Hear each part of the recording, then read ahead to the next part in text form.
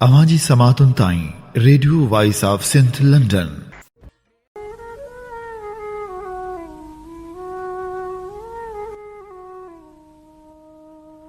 वगुर व्या वही काल तुझा कुंजड़ी कंदे कोह रही सर में सुप्रिनरी। भलारे भिट धणी जे भलारे बैत सां मुझो ही आवाज़ मुसाफ़िर radio voice of Sindh London तर थी दुनिया जी कुंड कुर्छ ताईं। जंहिंजा माॻ बि अचे पियो उन्हनि मिड़नी महिरबाननि खे सिक भरियो सलाम शाल क़बूल पवे।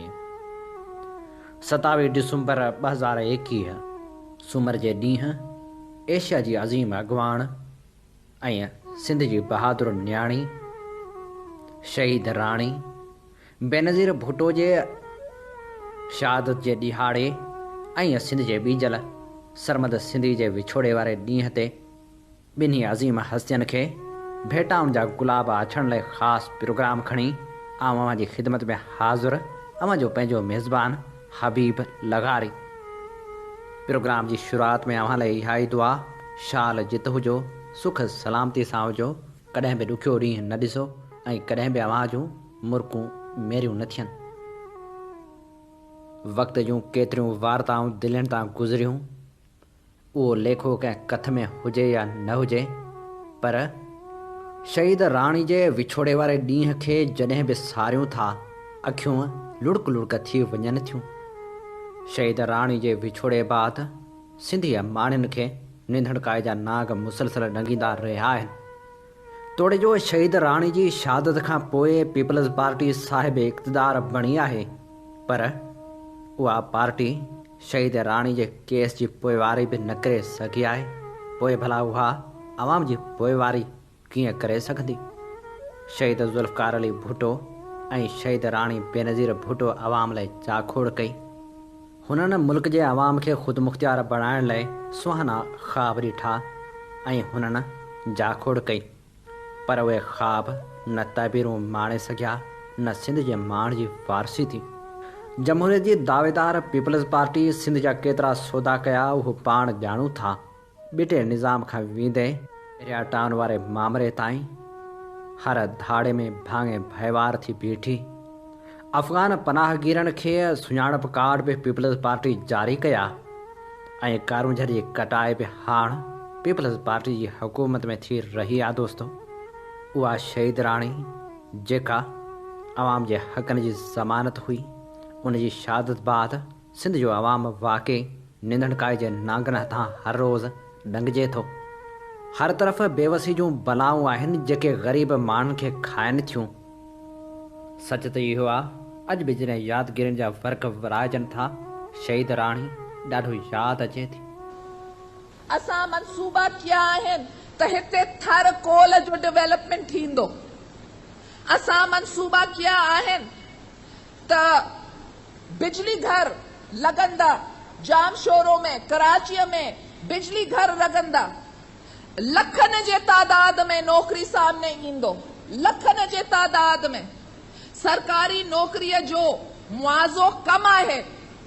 हीअ नौकरीअ में अगरि सरकारी नौकरीअ में इब्तिदा 1500 मिलंदी, हिते 3000 सां 4000 रुपया मिलंदी। हे नौकरी केरु वठंदो? हीअ नौकरी धरती जा मानन वठंदा या हीअ नौकरी Bihari, Bengali, Vietnamese, Burmese, Philippines ऐं गैर माण्हू वठंदा? हीअ अवां जो फ़ैसिलो आहे। अॼु बि असांजे मुल्क जे अंदरि नौकरी आहे, मगर माण्हू चवनि था कि न न न निजी सतह में नौकरी न करनि आहे, असांखे सरकारी नौकरी करनि आहे। आज कराची शहर में ॾिस, आज हैदराबाद शहर में ॾिस, आज क्वेटा शहर में ॾिस, पेशावर में ॾिस, हर जाइ ते या अफ़गान आहिनि या बर्मीज़ आहिनि या हिंदुस्तानी आहिनि या बंगाली आहिनि। छो असांजा माण्हू छो महिनत ना कंदा? अगरि अव्हां महिनत ना कंदा ऐं जाइ ख़ाली थींदी तो पोइ ॿियो ईंदो ऐं अव्हां जो जाइ वठंदो।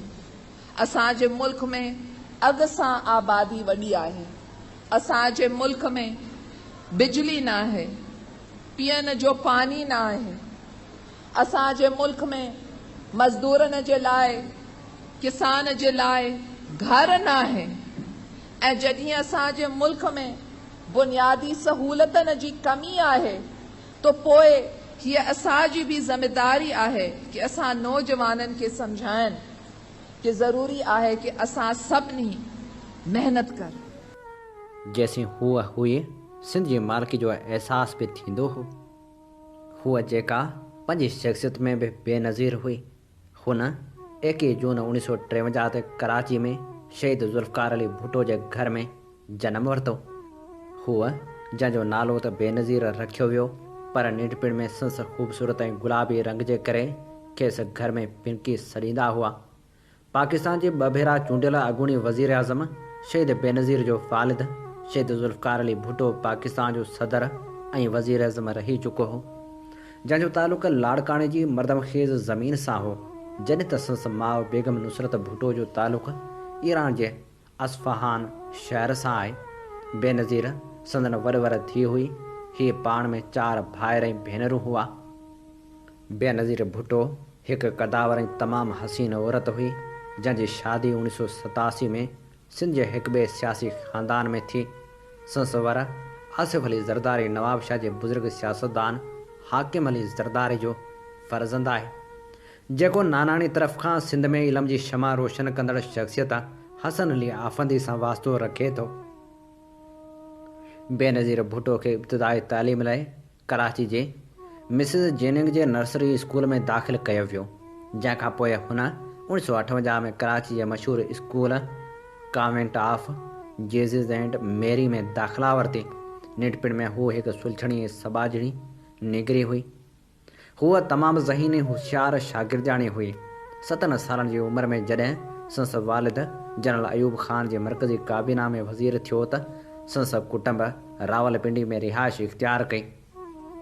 बेनज़ीर खे पंहिंजी भेण सनम भुट्टो सां गॾु कोह मरी जे बोर्डिंग हाउस में मोकिलियो वियो। हिन दौर में हुनखे किताबनि पढ़ण जो शौक़ु थियो। किताबनि में हुनखे तारीख़, आतम कहाणियूं ऐं जासूसी कहाणियूं पसंदि हुयूं। बेनज़ीर खे टपाल जूं टिकलियूं गॾु करण जो बि शौक़ु हो ऐं हू स्कूल जे रांदियुनि ऐं ॿियनि गैर निसाबी सरगर्मियुनि में बि हिसो वठंदी हुई। उन करे संस उस्ताद खेसि घणो भाईंदा हुआ। निंढी उमिरि खां ऐं मुख़्तलिफ़ परॾेही मुल्क घुमण ऐं घर में थींदड़ सियासी गुफ़्तगू जे करे हुन में सियासी शऊर मौजूदु हो।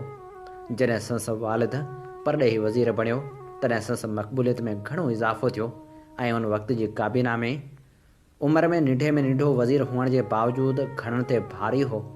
1965 में हिंदुस्तान पाकिस्तान जी जंग लॻी, जंहिंखां पोइ भुट्टे साहिब जा अयूब ख़ान सां इख़्तिलाफ़ थी पिया। उन करे हू संस हुकूमत खां धार थी वियो। हीउ उहो दौरु हो जंहिंमें बेनज़ीर खे तमामु वेझे खां मुल्क जे हालतनि जो मुशाहिदो करण जो मौक़ो मिलियो। 1966 में जनरल अयूब ख़ान जी हुकूमत खां धार थियण खां पोइ भुट्टो साहिब वॾो मक़बूल सियासी लीडर बणिजी उभरियो ऐं हीउ ख़ानदान कराची वापसि मोटी आयो ऐं बेनज़ीर वरी उते स्कूल में दाख़िला वरिती, जितां हुन सिर्फ़ु 15 साल जी उमिरि में ओ लेवल जो इम्तिहान ॾिनो। उनखां अॻु 1967 में पीपल्स पार्टी जो बुनियादु पइजी चुको हो, जंहिंजो चेयरमैन भुट्टो साहिब बणियो ऐं बेनज़ीर सिर्फ़ु 14 साल जी उमिरि में उनजी बुनियादी 5 मेंबरनि में शामिलु हुई। कुझु वक़्तु ग्रामरी स्कूल में पढ़ण खां पोइ हू हार्वर्ड यूनिवर्सिटी जे रेड क्लिफ कॉलेज में पढ़ण लाइ अमेरिका हली वई। उहो 1969 जो साल हो। उन दौर में वियतनाम जंग ख़िलाफ़ थींदड़ केतिरनि मुज़ाहिरनि में शिरकत कयाई। ओभर पाकिस्तान में आयल सामूंडी तूफ़ान जे मुतासिरनि लाइ चंदा गॾु कयाई ऐं कॉलेज जे ॿियनि केतिरनि सरगर्मियुनि ऐं तक़रीरी मुक़ाबलनि में हिसो वरिताई, जंहिं करे हू कॉलेज में तमामु घणी मशहूरु थी वई। 1970 जे चूंडनि में ओलह पाकिस्तान मां पीपल्स पार्टी जी अक्सर सां चूंडजण महिल हूअ अमेरिका में हुई। उनखां पोइ ओभर पाकिस्तान जूं हालतूं ख़राबु थियूं ऐं जंग लॻी। ओभर पाकिस्तान धार थी वियो। भुट्टे साहिब खे बाक़ी रहियल पाकिस्तान जो सदर ऐं चीफ मार्शल एडमिनिस्ट्रेटर बणायो वियो। उन दौर में बेनज़ीर भुट्टो जीअं 1972 में ऊन्हारे जे मोकलनि में पाकिस्तान आई त भुट्टो साहिब खेसि पाण सां हिंदुस्तान वठी वियो, जिते खेसि शिमले में इंदिरा गांधी सां मिलणो हो। उन मुलाक़ात 18 साल जे नौजवान बेनज़ीर जी ज़िंदगी ते वॾो असरु छॾियो। अमली सियासत जो संस उहो पहिरियों तजुर्बो हो जिते हू अख़बार रेडियो ऐं टेलीविज़न वारनि जे ध्यान जो मर्कज़ बणिजी वई हुई। उतां मोटी हू वरी वापसि अमेरिका पढ़णु हली वई। उते पंहिंजे 4 सालनि वारे कोर्स खे पूरो करे सियासत में ग्रेजुएशन करण खां पोइ पाण मुख़्तसर अरसे लाइ पाकिस्तान अची वरी पंहिंजे वाल जी ख़्वाहिश मुताबिक़ ऑक्सफोर्ड यूनिवर्सिटी में वञी दाख़िला वरिताईं।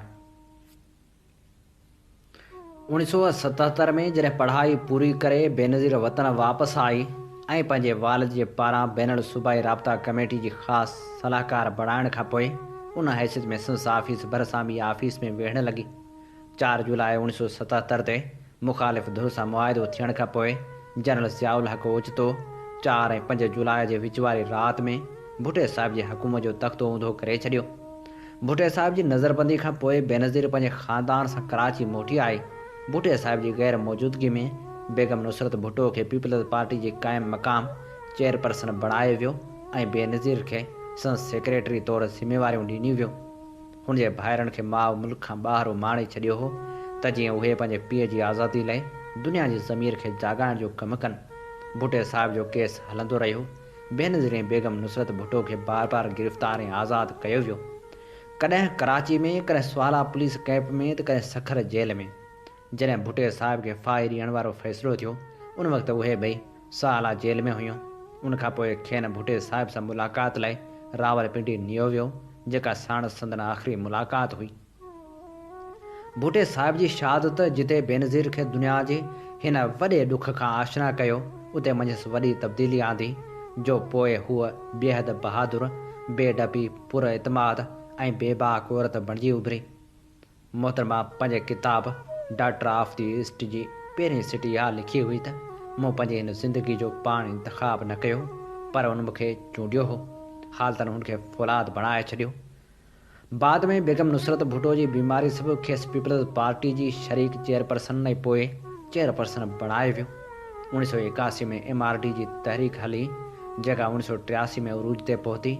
मार्च 1981 में PIA जो हिकु जहाज़ अगवा थियो जंहिंजो इल्ज़ाम संस भाइरनि ते लॻाए बेनज़ीर ऐं बेगम नुसरत भुट्टो खे वरी गिरफ़्तार कयो वियो, जिते ॿई 1982 ताईं क़ैद रहियूं।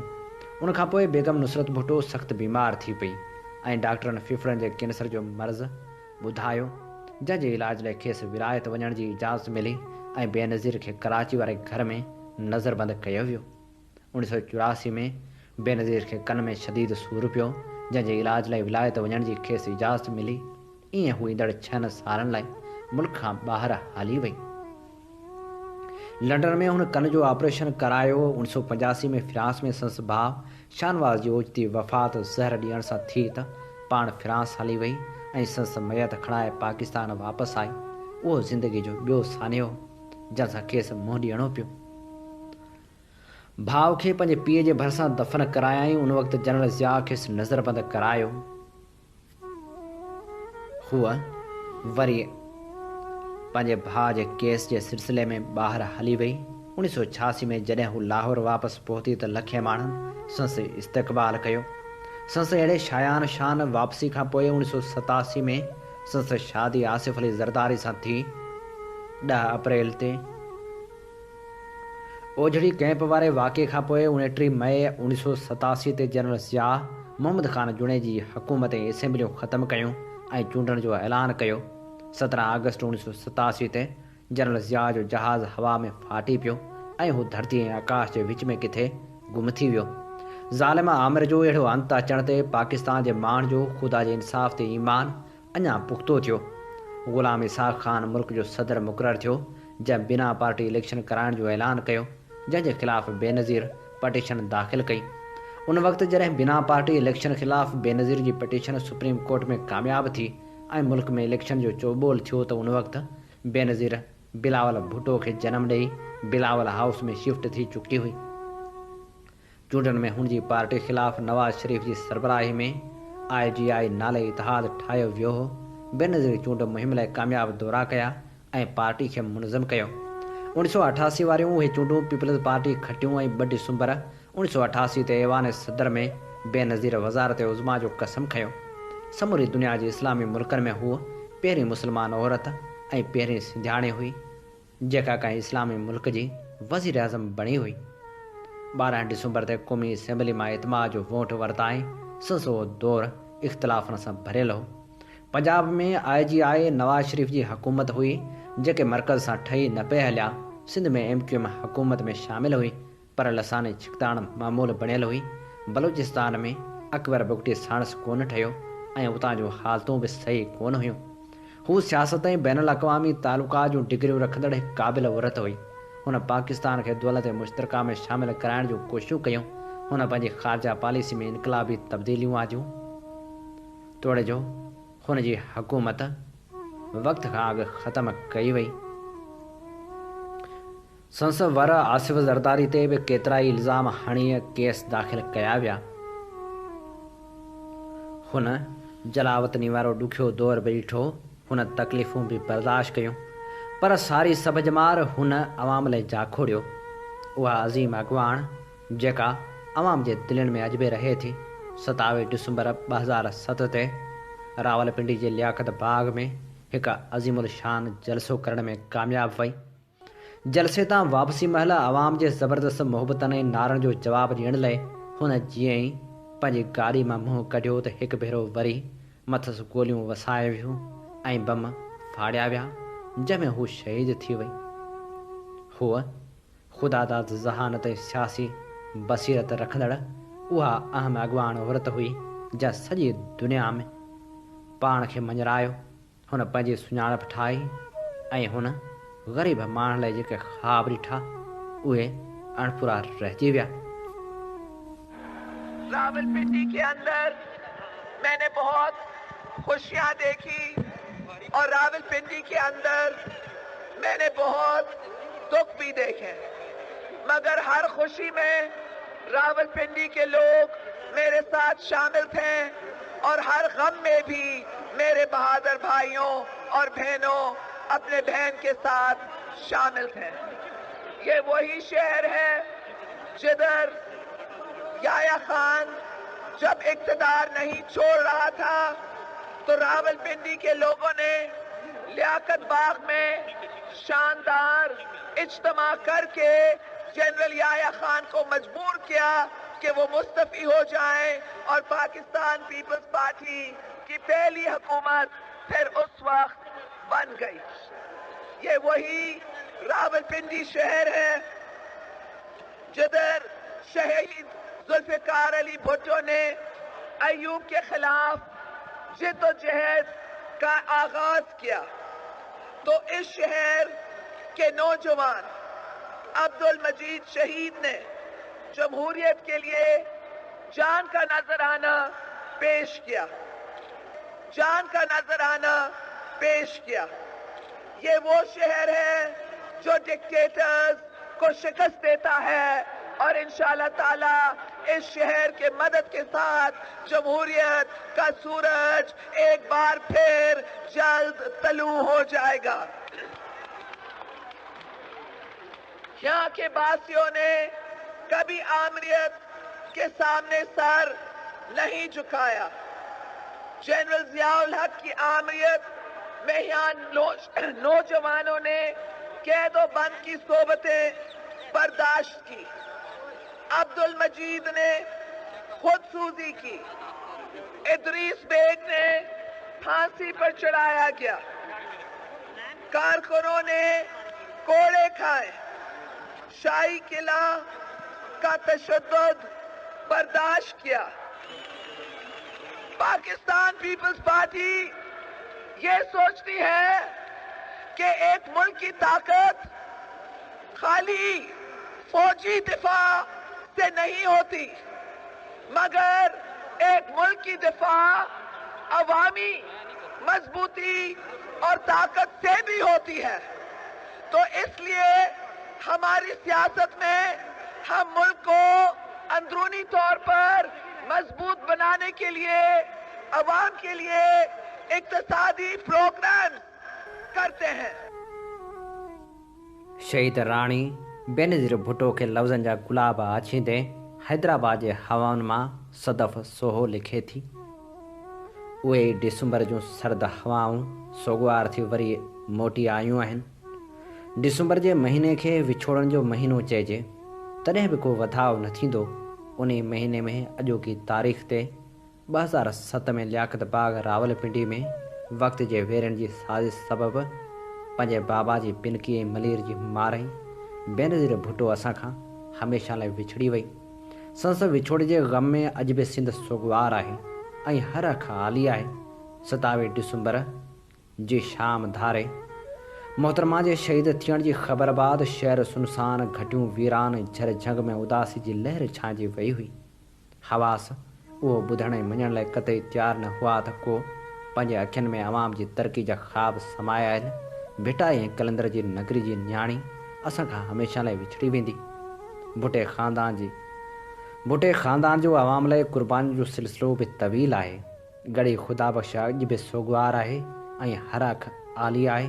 बकौल हसन दर्स जे क़दीम दुनिया जदीद थी वई। असांजी राणी त हथ लोॾे वॾे वकार ऐं शहीद थी वई। उहा ई पिड़जी पुकार आहे त सिर ॾियण जी रस्म अदा थिए। उहो ई सरमत जो फ़लसफ़ो आहे त फ़िक्र पंहिंजे तां को फ़िदा थिए। हीउ सिर खे घोरण ॾियाच वांगे सदियुनि जी ख़्वाहिश शदीद थी वई। क़दीम दुनिया जदीद थी वई। असांजी राणी त हथ लोॾे वॾे वकार ऐं शहीद थी वई।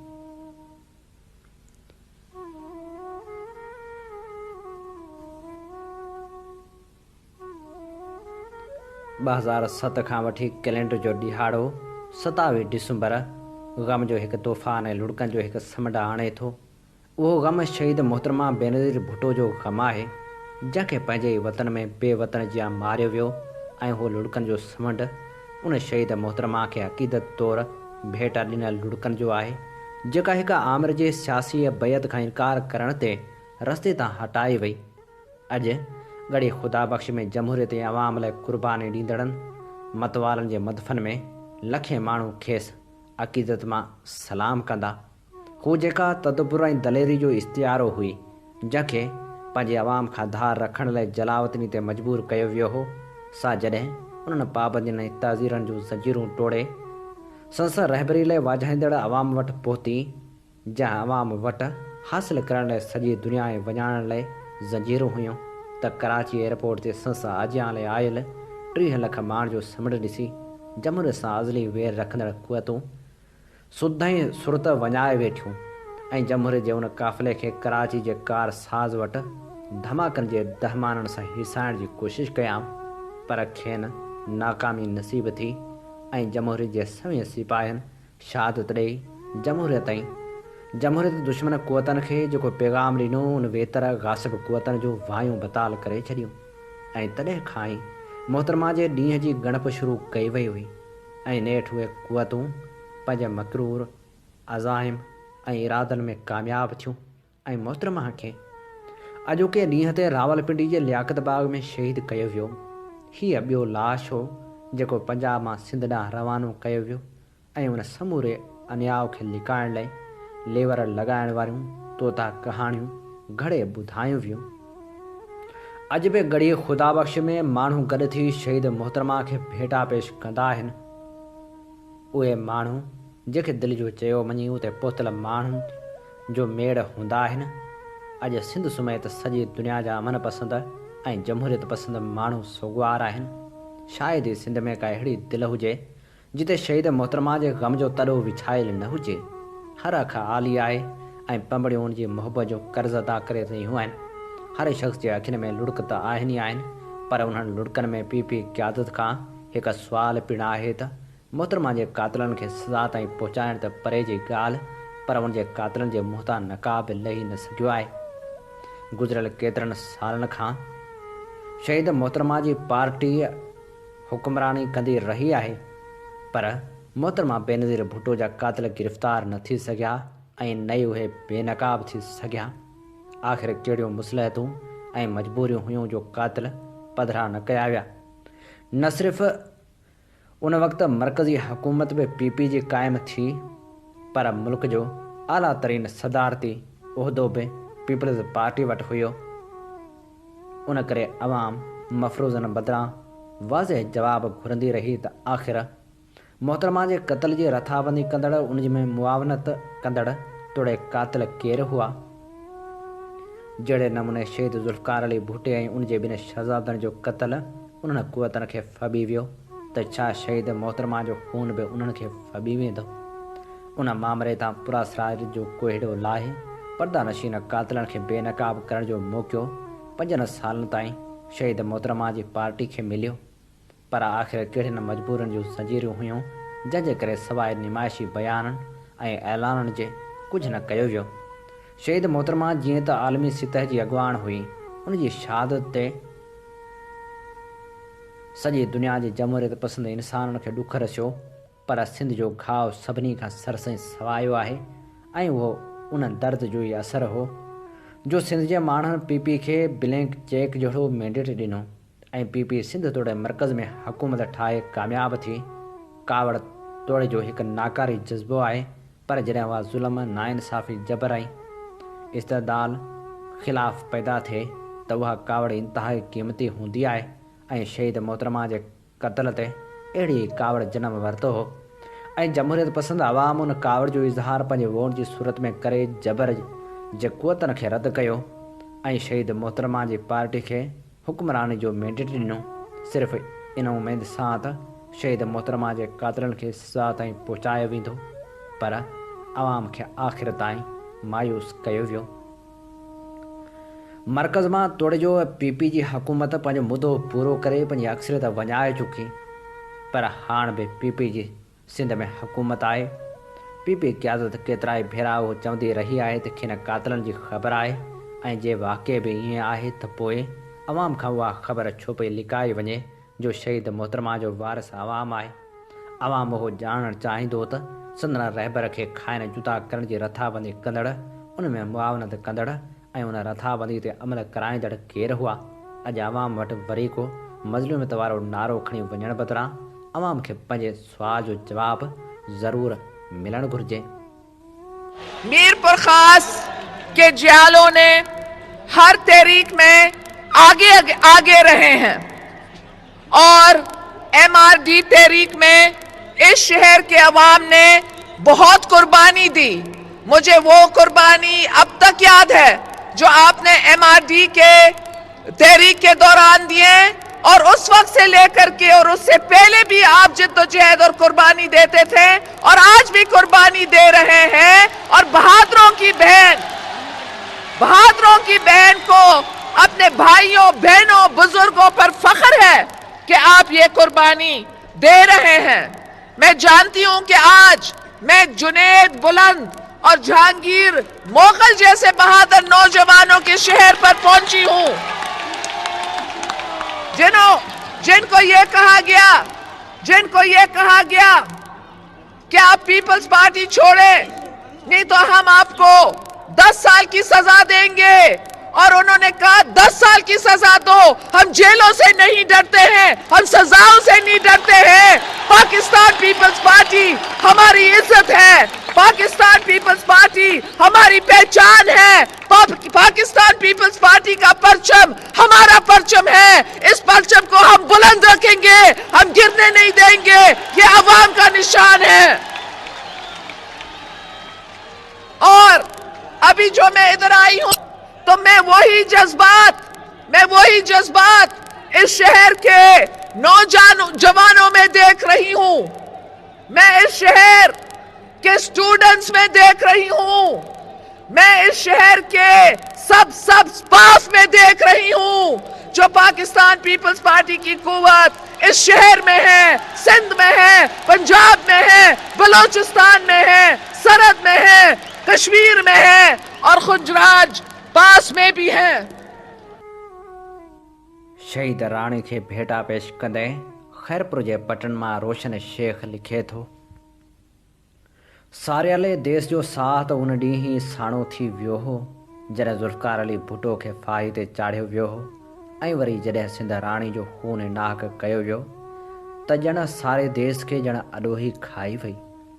असांजो देश जेको मूंखे शाम ग़रीबा जो सगारो नाव लॻंदो आहे, उन देश में वरी वरसियूं अहिड़ियुनि सकारियुनि शख़्सियतुनि जूं मिलंदियूं आहिनि जेके शख़्सियतूं विछड़ी त आसानी सां वेंदियूं आहिनि, पर उन शख़्सियतनि खे विसारणु असांजे वस में हरगिज़ बि न हूंदो आहे। उन करे हिते 27 डिसंबर खे ब्लैक डे जो नाव ॾेई सघिजे थो। आऊं भोतारनि जे दर ते वञण खां केॿाईंदो आहियां, पर जॾहिं सिंध राणी जी वरसी ते मुंहिंजा क़दम अज़ ख़ुदि ई गड़ी ख़ुदा बख़्श ॾांहुं खॼी वेंदा आहिनि त मूंखे गड़ी ख़ुदा बख़्श ॻोढ़नि में भिगल शाइरी लॻंदो आहे। शाइर मौला बख़्श जी शहीद राणी खे ॾिनल भेटा सिर्फ़ु लफ़्ज़नि जी रांदि न आहे, पर उन भेटा में शाइर जा उहे लुड़क ऐं सुरका बि शामिल आहिनि जेके लुड़क ऐं सुरका को दर्द वारो ई सम्झी सघे थो। छाकाणि त अॼोके ब्लैक डे ते सिंध जे क़ौमी रागी सरमद सिंधी जी बि वरसी आहे। सरमद सिंधी जंहिंजो अमर आवाज़ प्रियालो जे सोड़ियनि घटनि मां निकिरी जॾहिं सारी सिंध में गूंजी उथियो त हर तरफ़ वाह वाह थी वई। पर अफ़सोस त इहो बि हिन सुरीले रागी जी वरसी महदूद हूंदी आहे। हालांकि हुन अवामी रागी जी वरसी बाक़ाइदा वरसी तौरु मल्हाइणु घुरिजे। सरमद सिंधी प्यार खे जेका सुञाणप ॾिनी आहे सा सुञाणप आरज़ी हरगिज़ बि न आहे। ऐं जॾहिं बि किथे प्रियालो जो नालो खजंदो आहे त प्रियालो जे नाले सां गॾु सरमद सिंधी जो नालो ज़रूरु ईंदो आहे। अॼु 27 डिसंबर ते साॻी मुंद साॻिया ई सूर असांजा आहिनि, छो त अॼु जिते शहीद राणी जी वरसी आहे त उते वरी सरमद सिंधी जी बि वरसी आहे। अॼु जिते सारियाले देश में ग़म छायल हूंदो उते प्रियालो जे गुलाबनि में बि दर्द जो असरु ज़रूरु हूंदो, छो त अॼोको ॾींहुं ब्लैक डे वारी लिस्ट में अची वञे थो। ऐं सुभाणे वरी हिकु ॿिए महान कवि शेख अयाज़ जी 18वीं वरसी आहे। अयाज़ जेको सिंध हो जंहिंजी सुञाणप सिर्फ़ु सिंध ताईं बि महदूद न आहे, पर अफ़सोस अयाज़ खे उन जॻह ते दफ़न कयो वियो आहे जेका जॻह सिर्फ़ु थींदड़ प्रोग्रामनि वारनि ॾींहंनि में ई रोशन थींदी आहे। बाक़ी उन जॻह ते कंहिं बि क़िस्म जी सफ़ाई वग़ैरह नाहे थियल हूंदी। ऐं अयाज़ जेकॾहिं शिकारपुर में या सखर में दफ़न थियल हुजे हा त अॼु अयाज़ जी मज़ार जी घटि में घटि इहा हालत हरगिज़ बि न हुजे हा। शहीद राणी खे शाइराणी भेटा पेश कंदे सैयद मुर्तज़ा ॾाढा ई लिखे थो, हू सिंध हुई, सिंध राणी हुई, हू सिंध जी नेक न्याणी हुई, जंहिं पंहिंजो रेटो रत ॾिनो, जंहिं साह ॾिनो ऐं सत ॾिनो, सा सिंधड़ी जी साॻियाणी हुई, हू सिंध हुई, सिंध राणी हुई, हूअ होशू जी तलवार हुई ऐं दूध जी ललकार हुई, हू सिरतापा सिंधियाणी हुई, हू सिंध हुई, सिंध राणी हुई, हू मारई हुई, हूअ मूमल हुई, हूअ बाघल सोरठ सूमल हुई, हू सुसुई जी साथियाणी हुई, हू सिंध हुई, सिंध राणी हुई, हूअ शाह लतीफ़ जी वाई हुई ऐं मारवड़नि लाइ आई हुई, हू किंझर जी त कहाणी हुई, हू सिंध हुई, सिंध राणी हुई, हूअ भुटे जी तस्वीर हुई ऐं वाहूंदन जी हीर हुई, हू मिसकीननि सां साणी हुई, हू सूंहं हुई, सुरहाण हुई, हू मौज भरियो मेहरान हुई ऐं सदियनि जी साखियाणी हुई, हूअ ऊंदाही में लाट हुई ऐं भुलियल लैस ऐं वाट हुई, हू सूर्या हुई ऐं सियाणी हुई, हू सिंध हुई, सिंध राणी हुई, ॾाॾा ही हू ॾात हुई ऐं थर में ॼण बरसाति हुई, हू ॾेह संदी ॾोथियाणी हुई, हू सिंध हुई, सिंध राणी हुई।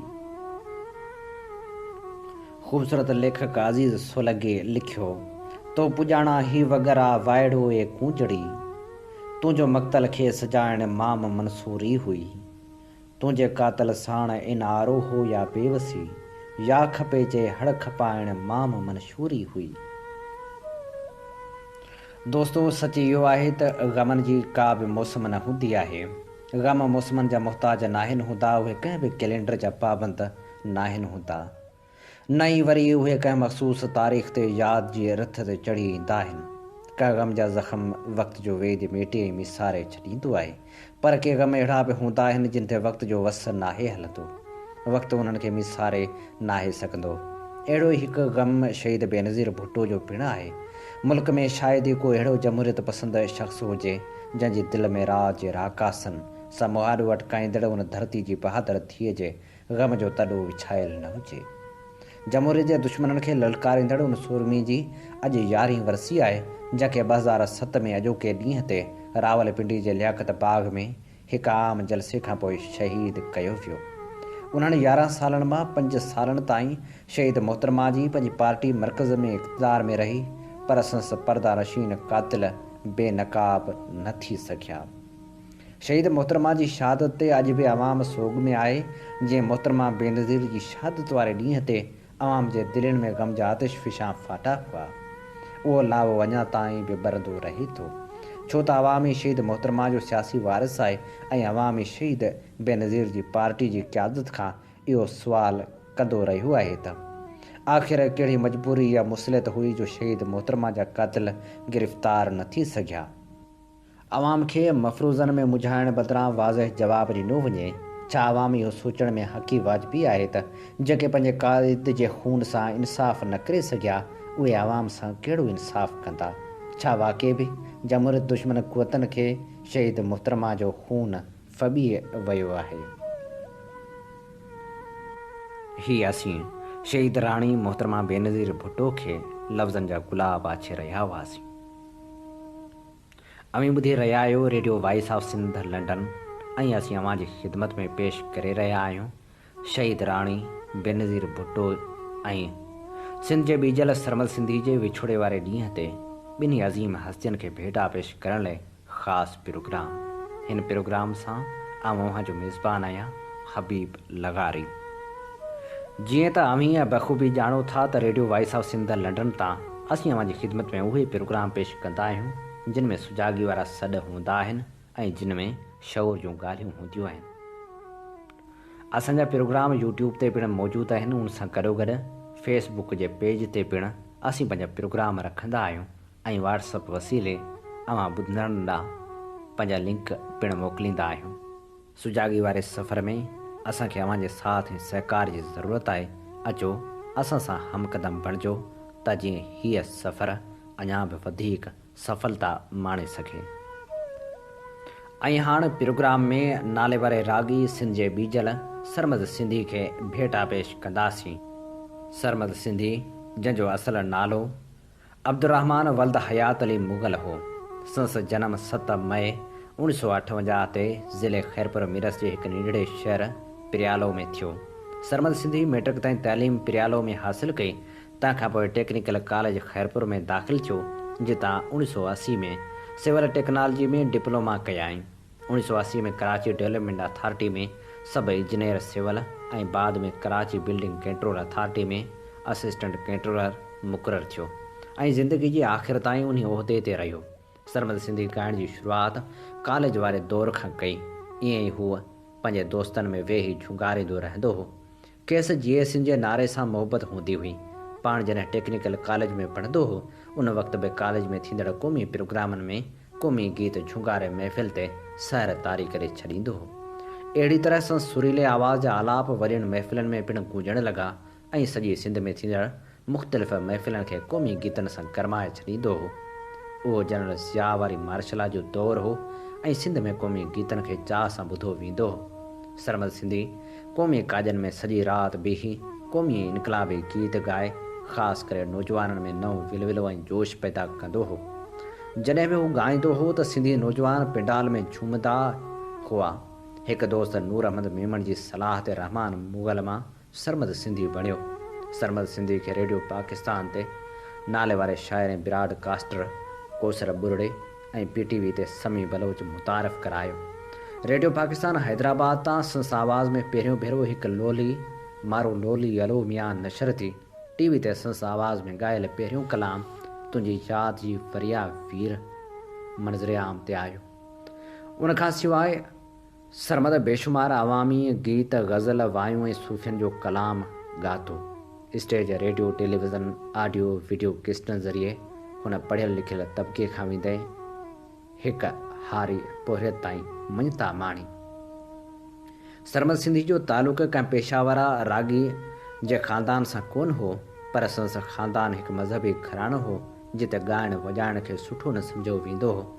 हुन राग जी बाक़ाइदा सिख्या ॻोठ मां लाला अज़ीज़, शाहिद बज़मी, उस्ताद ज़फ़र अली ख़ान, ज़हूर ख़ान ज़ेबी ऐं बेदल मसरूर खां वरिती। हुन ॻायो हमेशह अलॻि ढंग ऐं रंग में। हुन जे ॻाइण जो अंदाज़ समूरनि फ़नकारनि खां मुख़्तलिफ़ हो।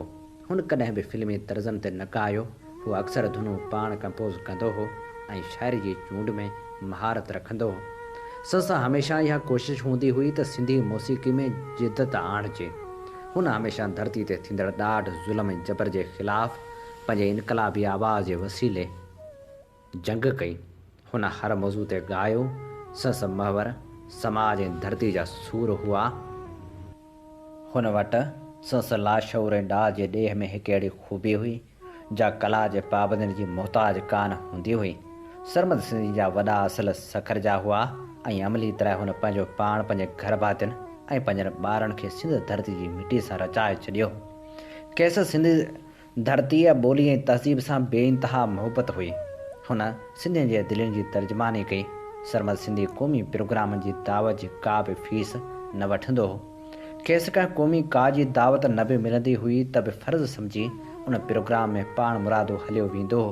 संस दोस्तनि खे चयल हूंदो हो त कंहिं बि सिंधी जी दावत ॾियण ते संस अचण जी पक ॾेई छॾियनि। हुन कॾहिं बि पैसनि जी ख़ातिर न ॻायो, पर पंहिंजे दिली शौक़ जी पूराई ऐं धरती जो फ़र्ज़ु सम्झंदे ॻायो। हुन शाह लतीफ़ सुमैत, शेख अयाज़ उस्ताद बुखारी, सरकश सिंधी अयाज़ गुल, अदल सुमरो ज़ाहिद शेख, ताजल बेवस ज़ख़्मी चांडियो, नज़र प्यासी, समी बलोच, कुसर बुरड़ो, डॉक्टर मुश्ताक फुल ऐं ॿिनि शाइरनि जो कलाम ॻाए संदन पैगाम खे झर जंग ताईं पहुचायो। सिंधी आवाम में खेसि सिंजो बीजल जे नाले सां यादि कयो वञे थो। नाम्यारे शाइर ताजल बेवस खेसि राग जो राणो ऐं सिंध जो विक्टर हारा करे सघियो आहे। सरमद सिंधी साईं जीएम सेठ जी सालगिरह जे प्रोग्रामनि में हर साल पाबंदी सां शरीक थींदो हो। संस ज़िंदगी में सिर्फ़ु सिंध सां मोहबत हूंदी हुई। सरमद सिंधी हिकु रोड एक्सीडेंट में सख़्तु ज़ख़्मी थियो, जंहिंमें संस हिकु जंग जी हॾी भॼी पई हुई, जंहिं करे खेसि कराची जी अस्पताल मां लोही राड लॻी ऐं पाण उन जे वसीले हलणु लॻो। कुझु अरसे बाद 27 डिसंबर 1996 ते बदीन मां हिकु प्रोग्राम करे कोस्टर ज़रिए कराची वापसि वञी रहियो हो त दीवान शुगर मिल ठठे वेझो कोस्टर जो कमनि सां भरियल हिकु ट्रक सां टकर थी पियो, जंहिंमें हू सख़्तु ज़ख़्मी थी पियो। खेसि कराची नियो पियो वियो त रस्ते में हुन दम धणी हवाले कयो।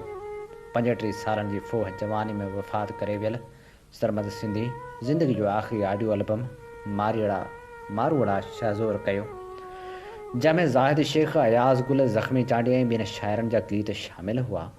सिंध जे महान कवि शेख अयाज़ सरमद सिंधी जी वफ़ात ते तज़ियती तासर में लिखियो आहे त सरमद जो आवाज़ु अञा ताईं कतियुनि जे कननि में गूंजंदो हूंदो ऐं सितारा उहो ॿुधी सोचींदा हूंदा त सिंध धरती जो अहिड़ो अपगिरह आहे जिते अहिड़ी लाज़वाल ॾात पैदा थी सघे थी। सरमद सिंधी खे पुटु ॼमण जी तमामु घणी ख़्वाहिश हूंदी हुई। सरमद सिंधी जी वफ़ात खां 3 ॾींहं पोइ संस वञी हिकु पुट खे जनमु ॾिनो, जंहिंजो नालो अज़ीज़ुर रहमान रखियो वियो। खेसि हिकु पुट ऐं धीअ मारिया जो औलाद आहे। हिन वक़्तु सरमद सिंधी जो नंढो भाउ अहमद मुग़ल संस नक्श क़दम ते हलंदे पंहिंजे भाउ जो नालो रोशन करे पियो। सरमद सिंधी जी वफ़ात बाद अली हसन चांडिया संस यादि में तासरातनि ते ॿधल हिकु किताबु सिंध जो बीजल सरमद सिंधी सैड़े 1997 में सरमद सिंधी यादगार कमेटी तरफ़ां छपराए पधिरो कयो, जॾहिं त कोसर बुरड़े संस ॻायल कलामनि खे सैड़े हिकु किताबु पिणु शाया करायो आहे। कमज़र पजवे कुआ फितरत ते एहसास मलामत कई हूंदी, चांदीअ जे चमक ते विकिजी वियो ज़मीर अदालत कई हूंदी। कमज़र पजवे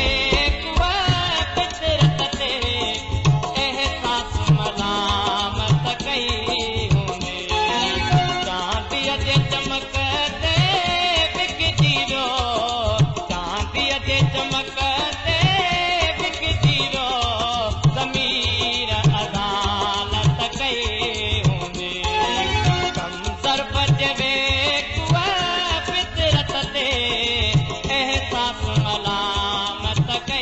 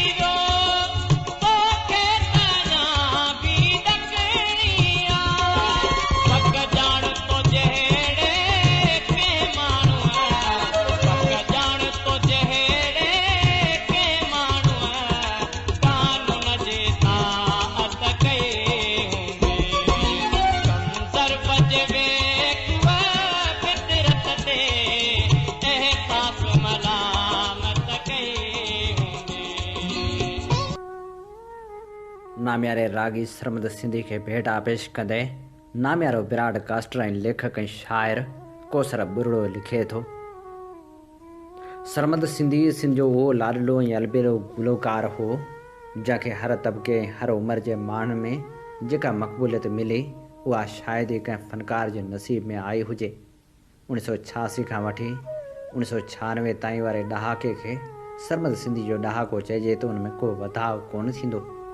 हिकु इंसान हिकु फ़नकार जे नाते सरमद में खणी कमज़ोरियूं कोताहियूं बि हूंदियूं, पर मजमूई तौरु हू हिकु ख़ुशकिस्मत ऐं मक़बूल तरीन ऐं हर दिल अज़ीज़ इंसान ऐं फ़नकार हो। हूअ हिकु ई वक़्तु लखें पुरस्कारनि जे दिलनि ते राज कंदड़ जादूगर गुलूकार हो, जंहिंजे विछड़ी वञण खे केतिरा ई साल गुज़री विया आहिनि, पर पोइ बि संस मक़बूलियत जे का घटिताई कोन आई आहे। सरमद सिंधी हिकु ई वक़्तु क़ौमी गुलूकार ऐं रोमानवी रागी जी हैसियत सां मक़ाम ऐं शोहरत हासिलु कई। संस ॻायल कलामनि मां केतिरा ई कलाम असांजी सिंधी मौसीक़ी जो अनमोल सरमायो ऐं बेबहा ख़ज़ानो आहिनि, जिन खे सहेड़ण ऐं सांढण मुंहिंजी पुराणी ख़्वाहिश हुई जेका नेठि पूरी थी।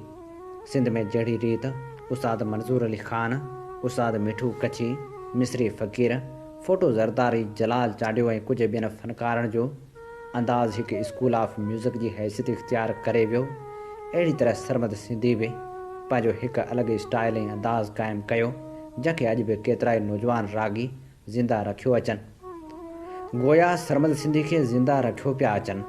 सरमद सां मुंहिंजो तालुक़ु मुख़्तलिफ़ हवालनि सां रहियो, हिकु दोस्ती वारो तालुक़ु, ॿियो प्रोड्यूसर ऐं फ़नकार वारो तालुक़ु, टियों ॿुधंदड़ वारो तालुक़ु ऐं चोथों पुरस्तारी ऐं अक़ीदत वारो तालुक़ु। सरमद सिंधी खे भेटाउनि जा गुलाब आछींदे सागर संधीलो लिखे थो। डिसंबर जो महीनो हमेशह ई अज़ियत ॾींदड़ महीनो साबित थियो आहे। हीउ अहिड़ो महीनो आहे जंहिं में वधि अदबी शख़्सियतूं पंहिंजे मदाहनि खां विछड़ियूं। सिंध खां केतिरियूं अमल हस्तियूं हिन महीने में जुदा थियूं। 26 डिसंबर ते साईं जीएम सैद जी नियाणी दुरशावार सैद, 26 डिसंबर ते उर्दू अदब जा वॾा नाला परवीन शाकिर ऐं मुनीर न्याज़ी विछड़िया। 27 डिसंबर ते बेनज़ीर भुट्टो जी शाद जो ॾिहाड़ो आहे। 28 डिसंबर ते शेख अयास राह अदम ते रवानो थियो। उन्हनि सभिनी हस्तियुनि में हिकु अहिड़ो नालो बि शामिलु आहे जंहिंजे गीतनि जी गूंज संस विछोड़े जे ॿिनि ॾहाकनि खां पोइ बि सिंध में पूरी शिदत सां ॿुधी वञे थी। उहो नालो आहे सरमद सिंधी जो, जेको 27 डिसंबर ते सिंध खे जिस्मानी विछोड़ो ॾेई जोबन वारे ॾींहंनि में हिकु ताज़े गुलाब जे बे वक़्ते हवाउनि हथां छणी वियो। उन लाइ शायदि लतीफ़ साईं चयो हो त सेई जोबन ॾींहुं जॾहिं सॼण सफ़र हलिया, रुआं रहन न सुपरी आयल करियां की मूंखे चाढ़े चीं वियो वणजारो हरी। हाई स्कूल जो ज़मानो हो, किताबनि सां विझड़ाई त प्राइमरी वारे दौर खां हुई। हीउ उहो वक़्तु हो जॾहिं सिंधी अदबी रिसाला तोड़े किताब पढ़ण जो रुझान तमामु घणो हो। उन दौर में हिकु तरफ़ त किताबनि ताईं वधि खां वधि पहुचण जो जनून हो त ॿिए पासे भारतीय फिल्मी दुनिया में कुमार सानो जो हुरूज हो। उनजे गाननि खे ॿुधण बि हिकु आम विंदर बणियल हुई। उन करे किताबनि ऐं कुमार सानो जे गीतनि सां दिलि पई विंदराए बि हुई। सिंधी गाननि सां परे परे ताईं न पवंदी हुई। 96-97 वारे साल में शाह गुदड़े ते वञणु थियो। शाह गुदड़ियो मेहड़ भरिसां सिंध बलूचिस्तान वारी जाबलू पट्टी में आहे, जिते अक्सर माण्हू सुखाई खणी वेंदा आहिनि। पाण सफ़र जे शौक़ सबबि ओॾांहुं जो रुख कयोसीं। रात जो जॾहिं चंड पंहिंजे चोभन सुमेत चांडोकी उन्हनि पहाड़नि ते फैलाए ते हिकु अजीब मंज़र पैदा थियो, जंहिंजी कशिश बेपनाह हुई। हिकु इंतिहाई वणंदड़ राहत, हल्की हल्की हवा सां गॾु चांडोकी वरी पहाड़नि जो डिघो सिलसिलो ऐं उन्हनि पहाड़नि जी कुदरती कटाई हिकु नओं ॾेख पहिरियों। तंहिं वक़्तु परे कंहिं ट्रैक्टर जे टाइप में हिकु गीत पिए हलियो, ऐं चंड पिरी खां आओ पुछी छा तोखे निंड बि ईंदी आहे। उहो आवाज़, उहो आलाप एतिरो त पुरअसर हो जो सिधो दिलि में लही वियो। दोस्त खां पुछियमि त हीअ कंहिंजो आवाज़ु आहे? चयाईं सरमद सिंधी। जेतोणीकि उनखां अॻु केतिरा ई भेरा सरमद सिंधी जा क़ौमी गीत मुख़्तलिफ़ तक़रीबनि में ॿुधासीं, संस तारुफ़ बि पर ज़ुबानी यादि हो, पर अॻ में शौक़ कॾहिं बि न रहियो हो त खेसि ॿुधिजे। पर शाह गोदड़ी जे पहाड़नि में चांडोकी राति में उहो आलाप जॾहिं करण ते पियो ऐं दिलि में लही वियो त सरमद सिंधी खे ॿुधण जो शौक़ु पैदा थियो, ॼण त सरमद सां उहा पहिरीं सुञाणप हुई। सरमद सिंधी जे हर गीत जी शुरूआति हिकु रड़ सां थींदी हुई, हिकु अहिड़ी रड़ जेका हिन देश जे अंदरि जी दांह हुई। उहा रड़ दरअसल हिन देशवासियुनि खे जाॻाइण लाइ हूंदी हुई, जिन खे बेफ़िक्री जी निंड कंदे सदियूं गुज़रियूं आहिनि, पर जाग अञा बि हुननि खां कोई दूर आहे। उहो अजीब इतफ़ाक़ हो त मुंहिंजे सभ खां वेझे दोस्त वटि सरमद जी मुकमल कलेक्शन मौजूदु हुई, जंहिं बाबति मां ॼाण हुयसि। हू सरमद जो पूरे ॻोठ में अकेलो मदाह हो, जंहिं वटि पूरी कलेक्शन सांढियल हुई। बसि पोइ हिकु हिकु करे सरमद सिंधी जा समूरा गीत ॿुधंदो रहियुसि, संस आलाप जो मदाह बणजंदो वियुसि। क़ौमी गीत जिन में शेख अयाज़, हलीम बाग़ी, उस्ताद बुखारी ऐं ज़ाहिद शेख जी शाइरी हुजे, या वरी जुमन दरबदर जो वठी हर हर जनम परबो, मिठा मेहराण में मिलबो ताईं वारा गीत हुजनि, या वरी रुमानवी शाइरी सुण पंहिंजे अखियुनि खे छल, या वरी चोरी चोरी कोई कंहिंसां नेड़ मिलाए वेठो आहे वारी साईं अरशद जी शाइरी हुजे। हर गीत दिलि में लहंदो वियो। सरमद जे शुरूआती आलाप तोड़े ॾोहिड़नि सां कलाम जी शुरूआति करण वारे अंदाज़ जी में जाइ जोड़े वरिती। पोइ हिकु सिलसिलो शुरू थियो खेसि ॿुधण जो, जेको अॼु बि जारी आहे। सरमद हिन देश जे दुखायल दिलि जो आलाप आहे। संस आलाप में हिन देश जो दर्स समायल आहे ऐं दर्द बि महसूसु करे सघिजे थो।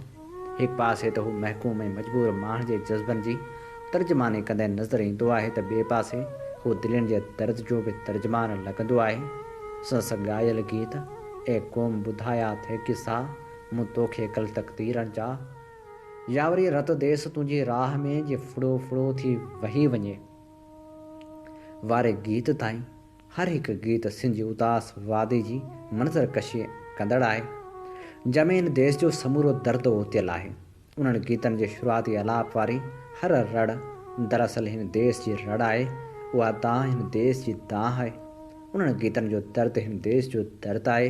उन्हनि गीतनि जी पीड़ा हितां जे हर महकूम ऐं मजबूर दिलि जी पीड़ा आहे। नेणनि जा ककर बरसिया हूंदई, सुरकनि में त सारियो हूंदई, मूंखे न विसारियो हूंदई, या वरी एतबार मूंखे छो ॾिनई, एॾो प्यार मूंखे छो ॾिनई ताईं वारा समूरा गीत टुटल दिलि वारनि आशिक़नि जे उदासिन वारनि घड़ियुनि जा साथी आहिनि। उहे गीत दरअसल उन्हनि टुटल दिलनि वास्ते मरहम वांगुरु आहिनि। उहे उन्हनि दिलनि जे फटण ते अहिड़ा पहा आहिनि जेके वक़्ती तौर ते उन्हनि ज़ख़्मनि जे दर्द खे सकून मुयसरु कनि था, जेके यादनि जे ऋण में रुलाईंदे बि इंसान खे आथत फ़राहम कनि था। उन्हनि सभिनी खां हटी करे समाज अंदरि औरतुनि सां थींदड़ वेदन खे बि सरमद पंहिंजे गीतनि में शामिलु कयो आहे। हू नचणी नचणी छो आहे, या वरी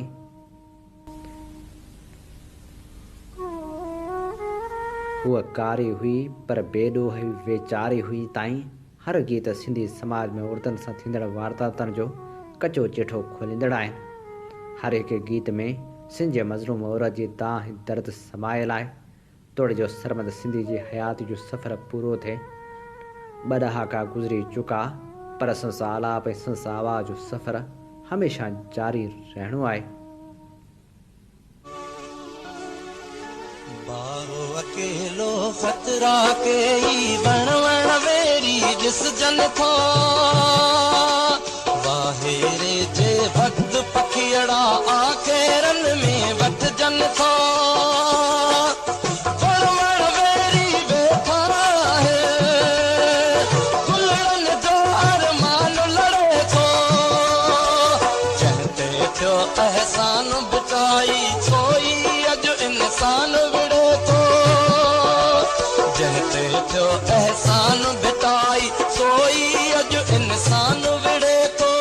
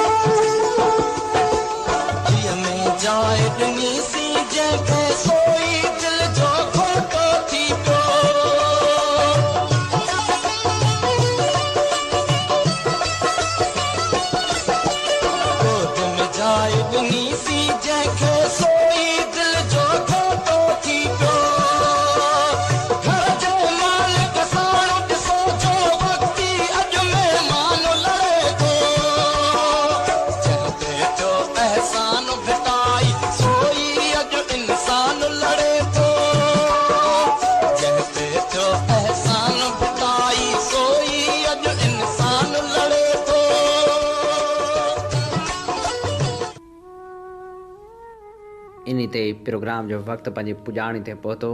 पंहिंजे मेज़बान हबीब लगारी खे इन साॻी दुआ सां ॾींदा इजाज़त। वसे भिट तुंहिंजी भलारा सदा, सदा देश परदेस सारा वसन। कॾहिं सिंध सिंजी न मेरी थिए, कॾहिं मोड़ कंहिंजा न मुरझाइजनि।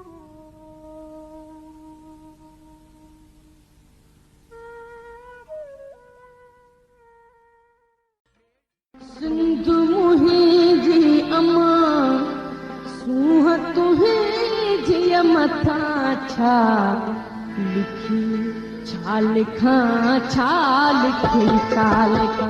ओ सिंध मुंहिंजी अमा, दुनिया जा सिंधियो हिक मुठ थी सिंध बचायो। सिंध मुंहिंजी अमा सूह तुंहिंजी मथा छा लिखी, छा लिखां। सिंध जो क़ौमी आवाज़ radio voice of Sindh London.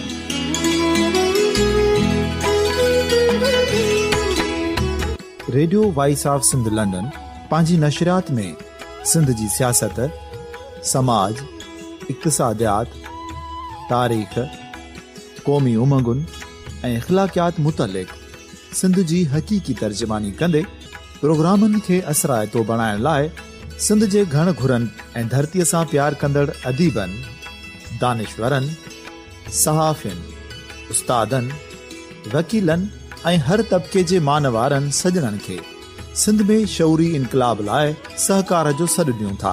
अचो त गॾिजी सूफ़ियुनि ऐं संतनि वारी सिंध जो ओज हिकु मुठ थी वरी वापसि आणण वारे सफ़र जा साथारी बणिजऊं।